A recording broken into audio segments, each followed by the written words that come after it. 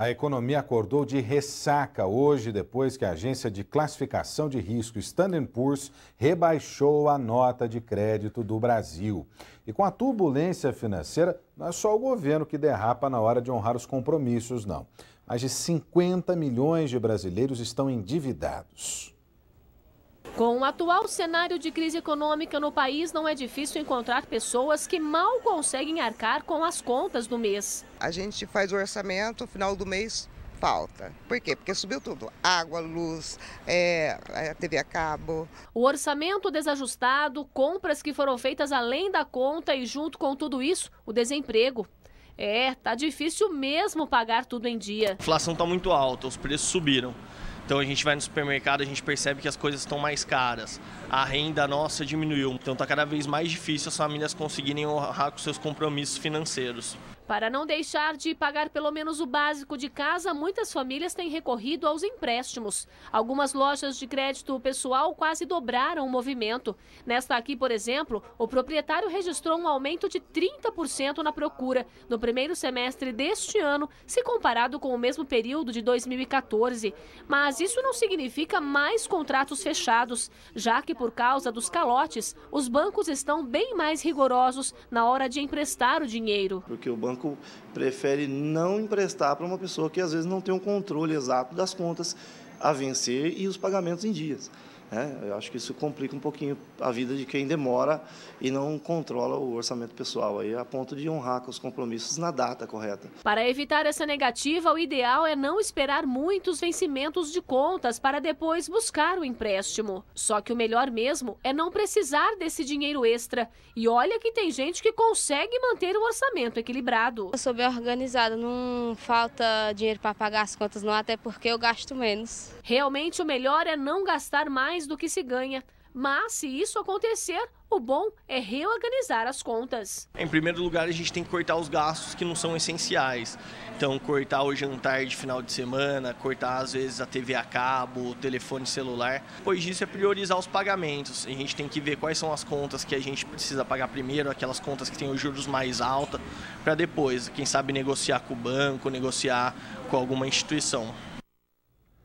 O dólar fechou a quinta-feira a R$ 3,85. Com o preço lá em cima, muitos brasileiros estão trocando as viagens ao exterior por destinos nacionais.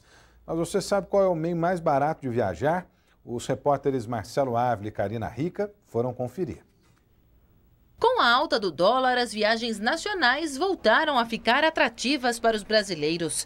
E mesmo que o passeio seja para dentro do país, o momento é de economizar. E na hora de pensar o meio de transporte mais barato para chegar ao destino... Por enquanto, está começando de ônibus, porque de ônibus é mais barato. Eu acho que o ônibus está mais barato. Se você quer, por exemplo, comprar uma passagem para viajar hoje ou amanhã...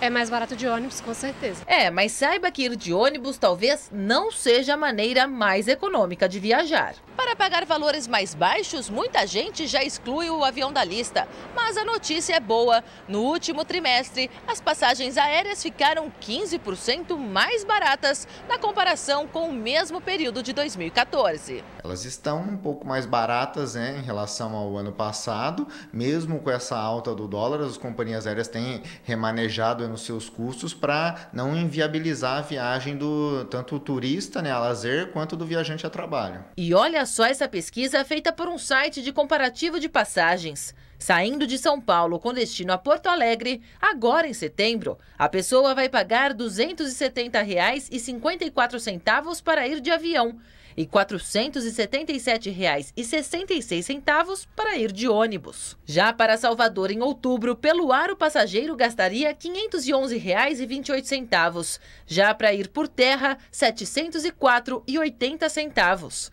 No ano que vem, quem quiser ir para Ilhéus, saindo de São Paulo, deve gastar R$ 393,99 para ir de avião e R$ 559,34 de ônibus. Algumas pessoas já perceberam que basta dar uma pesquisada que é possível viajar com mais conforto, mais rápido e mais barato. Já fiz pesquisas e avião é bem melhor. Às vezes compensa até mais avião do que de ônibus. Já efetuar a compra com antecedência, porque a tendência é sempre que as passagens vão chegando perto da data de embarque, elas vão aumentando o valor. Você viu ontem aqui no Band Cidade que um homem acusado de integrar a quadrilha de policiais responsável por extorquir traficantes de Campinas decidiu delatar o esquema à justiça. Ele deu detalhes de como era feita a cobrança de propina e revelou um plano para matar membros do Ministério Público. Hoje, a Band obteve uma gravação que mostra um traficante dando detalhes sobre o plano para intimidar a promotoria, o que não deu certo, já que os 3 homens que iriam executar o plano acabaram presos.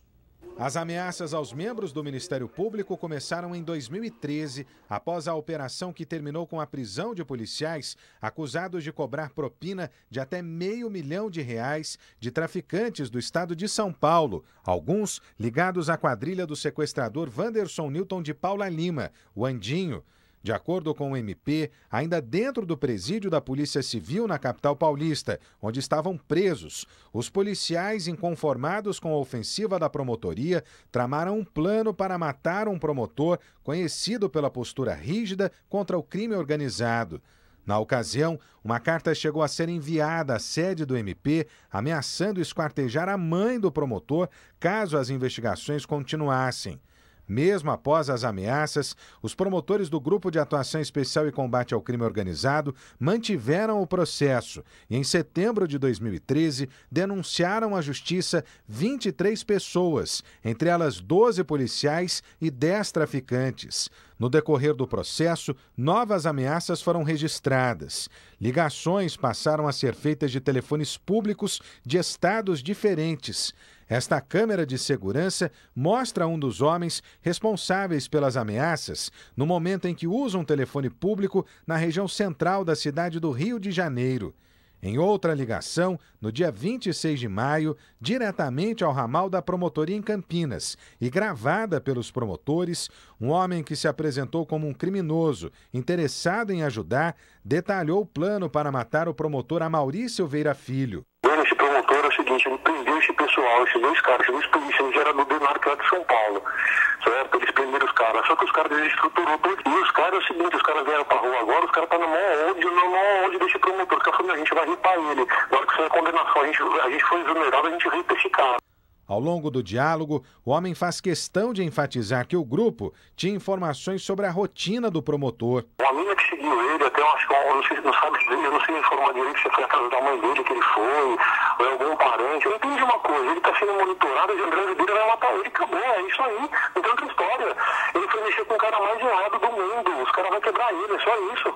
Os caras é bandido, os caras é criminoso, os caras não é polícia. Apesar de afirmar que só estava ligando para ajudar, a promotoria acredita que o homem queria, na verdade, intimidar o promotor, uma estratégia que não deu certo. Durante as investigações, o Ministério Público descobriu que os executores do plano seriam 3 gansos, homens contratados por policiais civis e que trabalham clandestinamente como agentes do DENARC na capital.